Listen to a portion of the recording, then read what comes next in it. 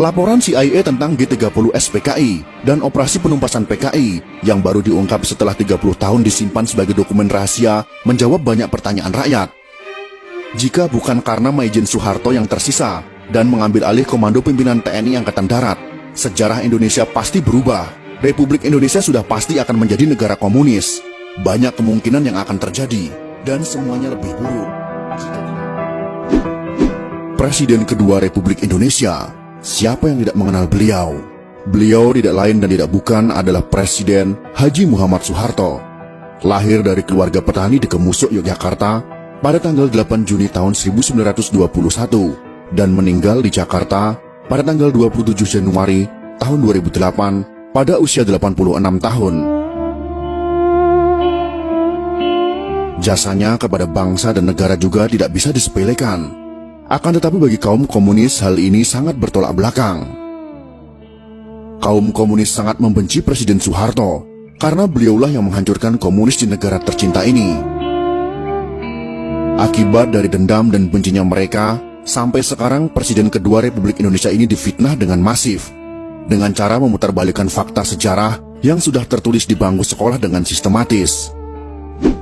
Dari keadaan yang seperti itu, maka kami sebagai salah satu generasi yang mendapatkan pendidikan Pancasila saat sekolah di masa beliau masih menjadi presiden, merasa ada tanggung jawab untuk memberikan jawaban atas tuduhan miring terhadap beliau, untuk mengimbangi informasi-informasi yang menyudutkan beliau, terutama bagi generasi muda yang tidak tahu menahu tentang sejarah masa lalu bangsa ini. Dan akhirnya belajar sejarah dari sumber yang salah, yaitu bersumber dari orang-orang simpatisan atau pendukung komunisme yang sangat gencar ingin mengubah sejarah masa lalu mereka.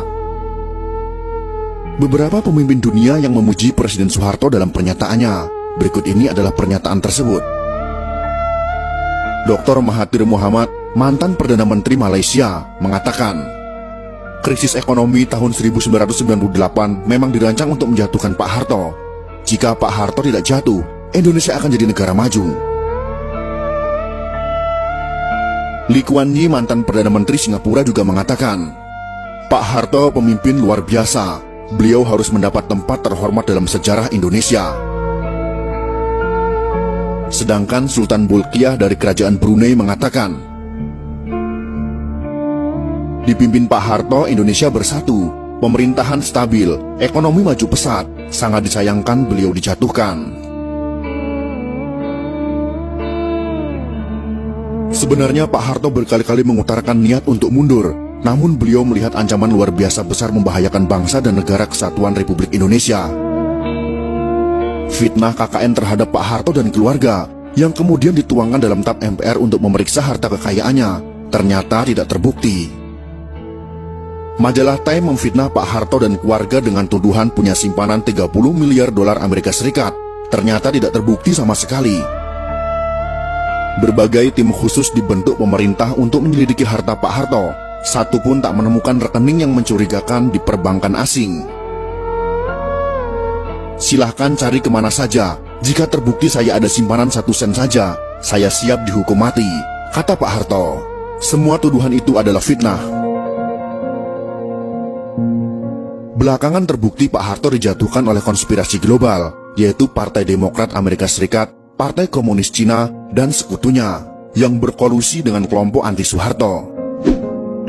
Penyebab utama Pak Harto dijatuhkan adalah karena kemesraan dan keberpihakan Pak Harto yang sangat besar kepada umat Islam sejak tahun 1986. Ternyata ada pihak-pihak tertentu yang marah. Republik Indonesia merdeka pada tahun 1945. Namun kemerdekaan umat Islam Indonesia sejatinya baru terjadi pada tahun 1986 sampai 1987 setelah Pak Harto berpaling ke Islam. Sebagai manusia, Pak Harto sudah pasti tidak sempurna. Ada kelemahan, kesalahan, kekurangan, namun beliau tetap pahlawan. Jasanya luar biasa besar. Terbukti pada beberapa hari setelah Partai Komunis Indonesia melancarkan gerakan 30 September, Partai Komunis Indonesia, membunuh para pimpinan TNI Angkatan Darat, ulama-ulama, dan tokoh-tokoh anti PKI di seluruh Indonesia. Dari dokumen rahasia CIA yang sudah boleh diakses publik ditemukan catatan pejabat CIA tentang pertemuan pertama CIA dengan Pak Harto pada awal Oktober tahun 1965. CIA belum pernah membuka ke publik. Pak Harto juga tidak pernah mengungkap mengenai pertemuannya dengan CIA beberapa hari setelah G30 SPKI di Jakarta. Laporan CIA itu menyebutkan bahwa setelah PKI melakukan Gestapo atau Gerakan September 30, TNI Angkatan Darat dipimpin oleh Maijen Soeharto berhasil menggagalkan PKI untuk kendalikan NKRI. Faktor utama kegagalan Gestapo PKI menurut CIA adalah timing yang tidak tepat. Gestapo dilakukan 5 hari sebelum hari ulang tahun TNI pada tanggal 5 Oktober tahun 1965 adalah kesalahan fatal. Gestapo PKI dilancarkan pada saat seluruh pasukan TNI dan pimpinan TNI sedang berkumpul di Jakarta, mobilisasi pasukan dalam rangka hari ulang tahun TNI. Kesalahan fatal kedua PKI adalah meremehkan sosok Soeharto, yang hanya seorang panglima pasukan cadangan TNI Angkatan Darat. Dulu Kostrad tidak prestisius. Panglima Kostrad yaitu Maijen Soeharto sebagai pimpinan pasukan cadangan pada saat itu memang tidak diperhatikan PKI sebagai pimpinan utama TNI Angkatan Darat. Underestimate terhadap Soeharto juga disebabkan karakternya yang tidak menonjol. Soeharto tidak terseret dalam faksi tertentu di Angkatan Darat. Dalam hal ini yang harus kita ketahui adalah, pada masa itu Kostrad tidak memiliki pasukan tempur. Jadi Maijen Soeharto pada saat itu tidak memiliki pasukan yang siap untuk berperang.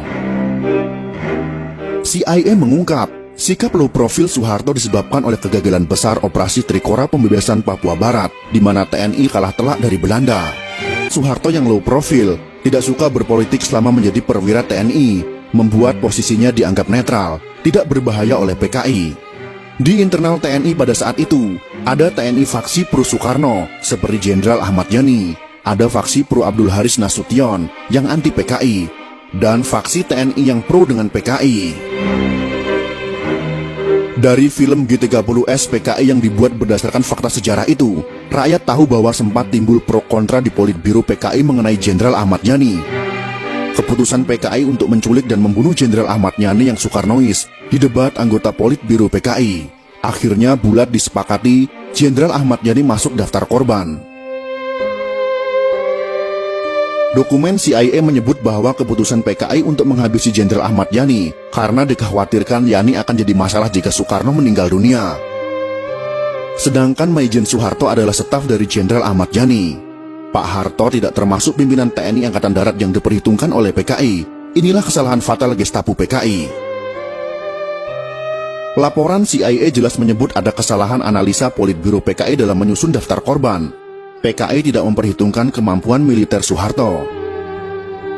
Secara politik, benar Maijen Soeharto sudah tamat karena memalukan Soekarno. Secara militer juga tamat karena hanya jadi panglima pasukan cadangan. Dari perspektif faksi militer, Soeharto tidak masuk faksi manapun. Soeharto hanya dianggap bayang-bayang Jenderal Ahmad Yani. Gestapo pun dilancarkan PKI. Pertanyaan besar pun muncul tentang faktor keberhasilan Soeharto melakukan serangan balasan terhadap aksi Gestapo yang berujung kepada penumpasan PKI terjawab dalam laporan CIA. Saat hampir semua pimpinan TNI Angkatan Darat yang anti PKI dan pro Soekarno sudah dibunuh PKI, yang tersisa hanya Maijen Soeharto dan Jenderal Nasution yang terluka. Muncul pertanyaan, mengapa Soeharto bisa memobilisasi TNI begitu cepat dalam jumlah besar? Ada dua alasan untuk menjawab pertanyaan ini. Yang pertama, sebagian besar pasukan TNI ada di Jakarta dalam rangka hari ulang tahun TNI pada tanggal 5 Oktober tahun 1965. Yang kedua, Soeharto adalah mantan Panglima Trikora, satu-satunya jenderal yang berpengalaman dalam memobilisasi pasukan TNI dalam jumlah besar yang luput dari analisa PKI. Soeharto sebagai mantan Panglima Operasi Trikora sangat berpengalaman memimpin, memobilisasi ratusan ribu pasukan dari 3 matra TNI. Sekakmat TNI berhasil membalas aksi PKI. Bagi Soeharto memerangi pemberontakan PKI tahun 1965 sama seperti perang lawan pasukan Belanda. Hanya saja PKI lebih lemah daripada Belanda. Laporan CIA tentang G30 SPKI dan operasi penumpasan PKI yang baru diungkap setelah 30 tahun disimpan sebagai dokumen rahasia menjawab banyak pertanyaan rakyat. Jika bukan karena Maijen Soeharto yang tersisa dan mengambil alih komando pimpinan TNI Angkatan Darat, sejarah Indonesia pasti berubah. Republik Indonesia sudah pasti akan menjadi negara komunis. Banyak kemungkinan yang akan terjadi, dan semuanya lebih buruk.